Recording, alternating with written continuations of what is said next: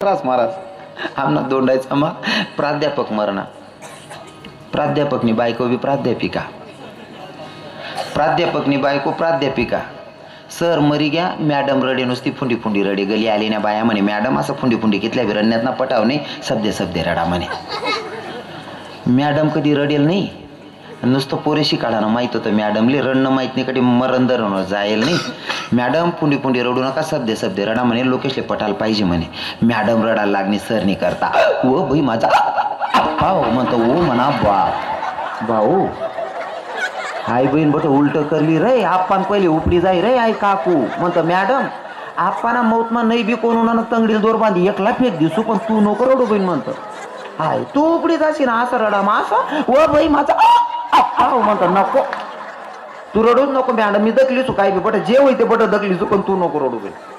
रडता येवायला पाहिजे महाराज. आणि जी बाई रडतास ना इथलं वजन रास ना, हो इथलं वजन रास. काय काय बाया ते रडामा भाऊ जाय ना काटा काढले ती हा आड बोला मग जाऊ दे विषय पाहिजे मापा बोलतो मटेरियल तुम्हाला रडाना एखाद्या स्पेशल कीर्तन कीर्तन नाही त्याला नुसतं रडाना कीर्तन म्हणतो आपण. हा काय ना बाबा बसा ठेवली मी ऐकली काय त्यानं कारण पुढे पुढे आता पुरुषले रडता यावा नाही, रडाल बाया सापडावत नाही. समजा आई बंद पडणं तथा नवा खाली लिहित जासू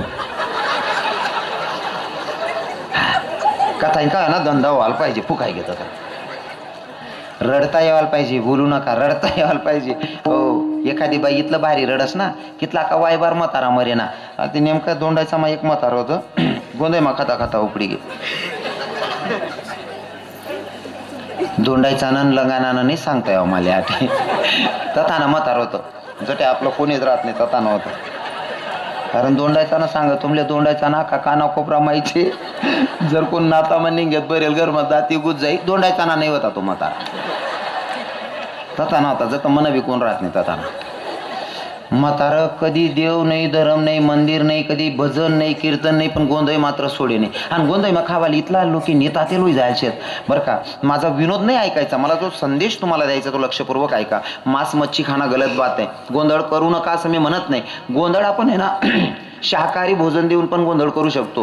गोंधळ जनावरं का मारले जातात ते राक्षसांचं भोजन आहे. आता सांगायला वेळ नाही म्हणून मी शॉर्टकट सांगतोय. गोंधळ घालताना आपण जनावरं मारतो ते सुद्धा राक्षसांची मागणी आहे आणि राक्षसांसाठी गोंधळ घातला जातो तो बाकीचा मारणं वगैरे नाही का. आपण मानचेशनी देवनी पंगतमा बसायला पाहिजे जी गोडधोड निरास. जनावरं मारून खाऊ नका.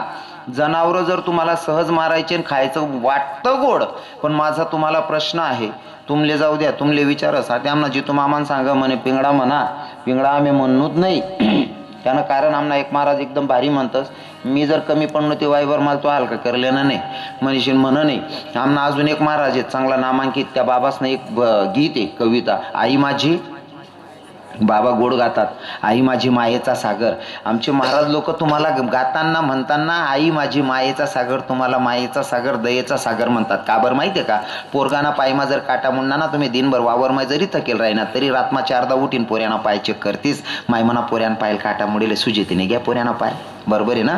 पोरगाला जर ताप भरायला राहिना ना तुम्ही दिनभर कितल्या बी दमेल राहिना तरी रातमा 4दा उठतीस पोऱ्याना ताप चेक करते माय म्हण पोऱ्याला ताप तिने बराय घ्यावी. तुम्हाला पोरगाना अंगमाना ताप तुमले सैनवत नाही तुम्हाला पोरगाना पायमाना काटा सैनवत नाही दुसराना बच्च कापीन काय जातीस बहिणी सोन तुमले दयाना सागर कसं म्हणा ना. हा कधी एकदा आपण स्वतःला क्वेश्चन करायचा आन्सर आपल्या मनातून निघतंय. कधी स्वतःलाच एकदा प्रश्न करायचा आपण जे करतोय ते योग्य आहे का. ते मुक्या प्राण्याला मारून आपण काय झेंडा लावतोय. कारण आमचे संत सांगतात 84 लक्ष योनीमध्ये तुम्हालाही जन्माला यायचंय मलाही यायचंय. ज्या जनावरे आपण कापी कापी काय राहणो त्या जनावरेसना जन्मामा आपले बिये नाही. आता तुम्ही कापीशनी उकडता पाणीमा सोडणार लोक आपल्या जीवत उकडता पाणीमा सोडीन खातील. कारण दुसऱ्याला त्रास देताना लक्षपूर्वक इतका त्रास द्या की आपण स्वतःसाठी जितका सहन करू शकतो तितका दुसऱ्याला त्रास द्यायचा नाही तर मग भोगावं लागणार आहे. हो मग तुम्ही गोंधळ मजा आणणार असले सांगस काही काही इथला नेता तेल राहताना सकाळी माझं गोंधळ नाही नेतो ना या बाईल तर सांगत आहे म्हणा नको रांजो बाई सांगा सावं ते संध्याकाळ नाही निवतोय नको दोन्ही टाइम न तटेच मोडलीसू इथला नेता तेलच खावान करता. बाकी नसले ते गावमा गोंधळ माहीत पडाल पाहिजे दुपार ना किसामा निंबू लई फिरतं बानट सुरूत ना संध्याकाळी नाही रे जेवण उलगेल वावर दुपार ना किसामा निंबू लई फिराय ना बानट सुरूत ना. महाराज खावान करतात इथलं नेता ती जायला सप्तामा कीर्तनले बोलावन बाबा आबा कीर्तन लिहि येतच नाही या भजन लिहि येत नाही मंदिर मग दर्शन लिहि येत नाही. गोंधळ जर राहिना ना नको का निवतोय ना मग आपण सांग काय तुमनं करते टाई दिन तर ना नाही सांग नको का सांगेत ना वो देवना परसाचे 2 घास खाना पडी हो म्हणा. बापरे काय रे बजन ना टाइमले देव भेटणार नाही तुले आणि गोंद आहे ना बट्ट वर पाले देव परसाद भेटी घ्या तुले. इथला वायवार धंदा धरलेले लोकेशनी याले प्युअर भाषा मा नीच धंदा धरलेली नीच धंदा. महाराज तसंच म्हातार होता आमना दोंडायचा कथाना म्हातारा दोंडायचा ना नाही भाऊ. 1 रोज 25-30 म्हातारानी गाडीला बुवारा आडावी घ्या डायरेक्ट म्हणे महाराज तू अख्खा दोंडायचा आणि एक निलाई म्हणे म्हणता दोंडायचा नाही सांगाव बा ते तथाना सांगाच म्हणजे. गोंधळ म्हातारा सोडे नाही गोंधळमा जेवणले बसणं आणि खाणारसनी पद्धत सांगत बरं का. या बाकी नाही ना दिनभर ना बुक्या राहतो गोंधळमा नेतात फेडतस वाढपी पोरसली इथला केद राहतस ना बाकीना थोडीफार मारेल राहतस ना बिगर पाणीनी बिगर पाणीना पॅक मारेल राहत बाकी नसणे दूध ना. मग मी तुमले संन्याशीले काही कीर्तन मग सांगणार तुमले समजी नाही राह ना पॅक कसा ना राहत इथला ध्यान लायचं की जसं तुमले काहीच समजत नाही भाऊ मीच वायबार आहे भाऊ असं.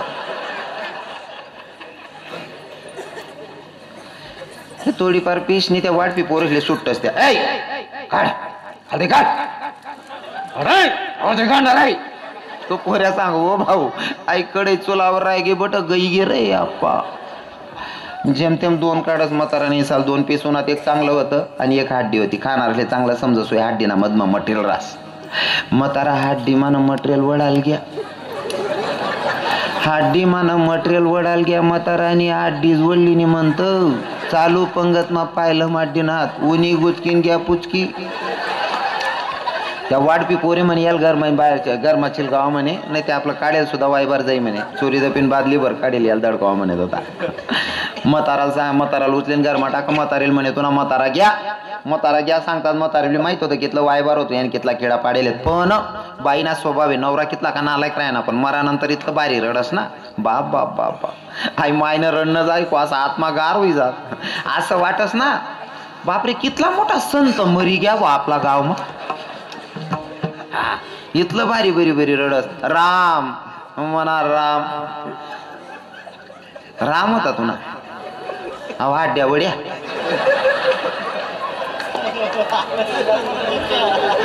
हाऊ सडेल माई सुद्धा सडेल काट टाके आणि राम म्हणस त्याले वाय बारले पण बिचारील म्हणणं पडस तो दिवसच रास्त म्हणा ना म्हणा राम हे ओ माय म्हणा राम का पंढरपूर फिराले घ्यात ना म्हणा धनी म्हणा राम काढून मा भजन करी रायनाथ ना म्हणा देव.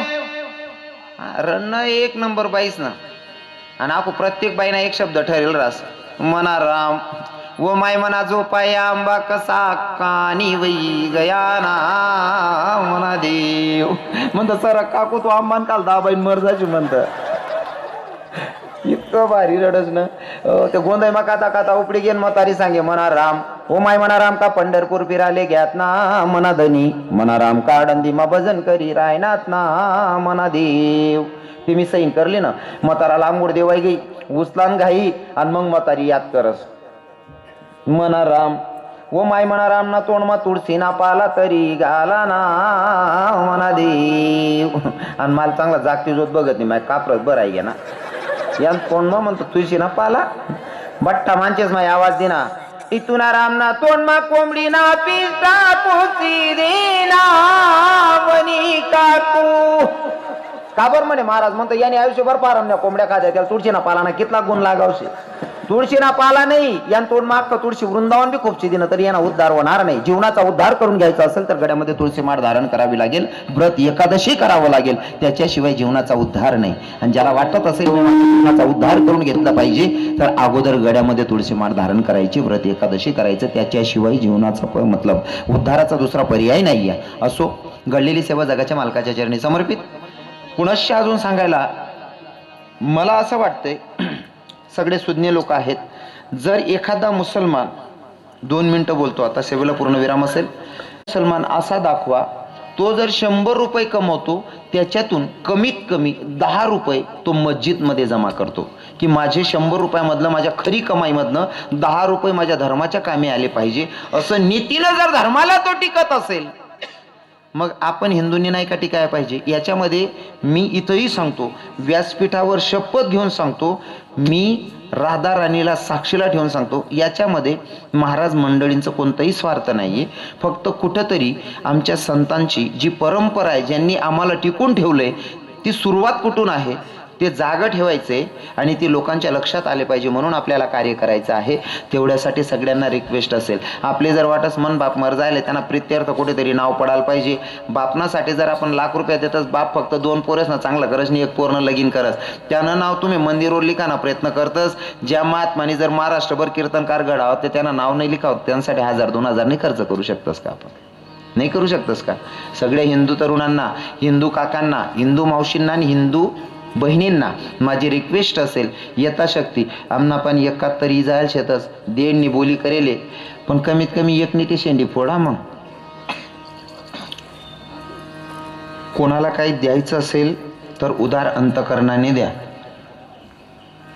धर्माचं कार्य करायचं आहे, आपला बी परिसरनं नाव व्हायला पाहिजे. पोऱ्याले काल राहणार शर्ट, मी म्हणतो तुमनाच की समाज घाललाय ना. ठीक आहे, यथाशक्ती आमची बाबा इथं बसलेले आहेत, जी दक्षिणा देणार आहेत तशी पावती तुम्हाला मिळणार आहे. आणि असं पण आमची महाराज लोक, आमचे 4ही बाबा लोक एकालाही स्वार्थ नाही, दोघं बाबा संस्था चालवतात. 1 रुपया काय स्वार्थ नाही. महाराज सांगू का तुमले, जुना लोकेशने म्हणे पयासनं पाणी काय म्हणतोस ना आपण, पयासले 3च पाने राहतात का, त्यांनी फिरवून तर आपण सहज त्यांनी नुसते कीर्तन जरी केले तरी सुद्धा एन्जॉयने जीवन जगू शकतात. पण पोरांना शिकवतायत कुठंतरी धर्माचं कार्य, आपल्या धर्माच्या पोरांना कळलं पाहिजे परमार्थ काय, भगवंत काय, हे शिकवण्याचं काम ते करतायत. आणि ते अजून हे एक्स्ट्राचं काम म्हणजे संतांची परंपरा टिकवायची. संत कोण आहे ज्यांच्यामुळे आपला हा धर्म टिकून आहे, अशा लोकांना पुढे आणायचं आहे. आणि ते काम त्यांनी हाती घेतलंय, म्हणून आपण त्यांना सपोर्ट केला पाहिजे. यथाशक्ती ज्याच्या त्याच्या पद्धतीने जे देता येईल ते देऊन द्यायचं, न आता पुन्हा सांगण्याची गरज पडू नये. म्हणून अजून आम्ही 15-20 मिनिटं इथं थांबणार आहोत. यथाशक्ती तुम्हाला जे दान करायचं असेल ते दान करू शकता. महिला माता तुम्हाला असं वाटतं मानचेशने द्यायला पाहिजे, बाकीना कंजूस राहतो, तुम्ही म्हणण्या श्रीमंत राहतेच, तुम्ही दे द्यावं बहिणीस, पण ते आपलं चोरी दपी दूध केलं राहस ना, दायसाई केलं ना पैसा, ते थोडं द्या. असो घडलेली सेवा जगाच्या मालकाच्या चरणी समर्पित. ज्या संतांनी मला तुमच्यापर्यंत निरोप सांगायला पाठवलं, त्या संतांचं अगोदर भजन गाऊयात. त्या सावता महाराज असतील, नाथबाबा असतील, संत चोखा मेळा असतील, संत मीराबाई, मुक्ताबाई, जनाबाई असतील, नाव कोणाचं सुटतंय महाराज ज्ञानेश्वर.